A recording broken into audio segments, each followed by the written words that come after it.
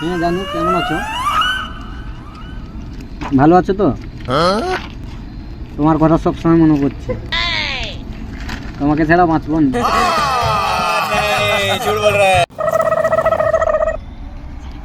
কি রে ভাই, আমার মনে মনে হয়ে বসে আছিস কেন? আর বলিস না ভাই, 4-5 দিন হয়ে গেল আমার গার্লফ্রেন্ড ফোন করেনি। মনমরা হয়ে গেছে, হৃদয়টা আমার ভেঙে গেছে, মন মেজাব একদম খারাপ হয়ে গেছে। আর বলিস না রে ভাই, মেয়েগুলো পুরো নিম্নচাপের মতো, আজ আছে কাল নেই, আবার কালকেও চলে আসতে পারে, কোনো গ্যারেন্টি নেই। কি রে ভাই, কে ফোন করেছে? ভাই অনেক দিনের পরে আমার গার্লফ্রেন্ড ফোন করেছে। আমি বলেছিলাম না, মেয়েরা নিম্নচাপের মতন, আজ আছে কাল নেই। দেখ ফোনটা করে চলে এসছে। ঠিক আছে দাঁড়া দাঁড়া, চুপ চুপ, আমি কলে কথা বলছি। হ্যালো বাবু, এতদিন পর আমার কথা মনে পড়লো তোমার? কোথায় ছিলে এতদিন? আমাকে কল করনি। তুমি একবার ভেবে দেখেছো, তোমার সাথে কথা না বললে আমার জীবনটা একদম মরুভূমির মতো হয়ে যায়। মরুভূমি? তুমি কি জানো, তোমার জন্য আমি সারা রাত ঘুমোতে পারি না।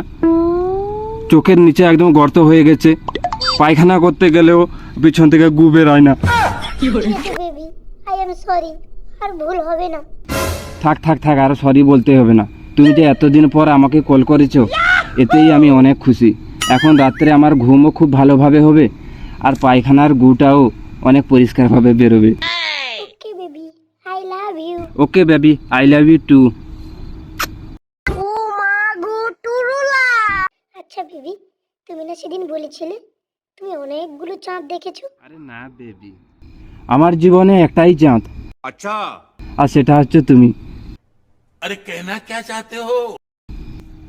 এ ভাই শোন, বেবি একটু দাঁড়াও তো।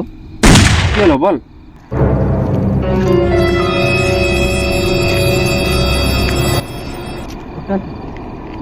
ওটা তো চাঁদ।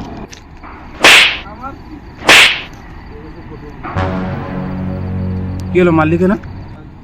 এটা যদি চাঁদ হয় তাহলে তুই একটু আগে কি বললি ফোনে? তোর গার্লফ্রেন্ড চাঁদ? গার্লফ্রেন্ড যদি চাঁদ হয়, আমার বাড়ির সামনে প্রত্যেকদিন উঠতে বলবি, তাহলে আমার ইলেকট্রিকের খরচাটা বেঁচে যাবে।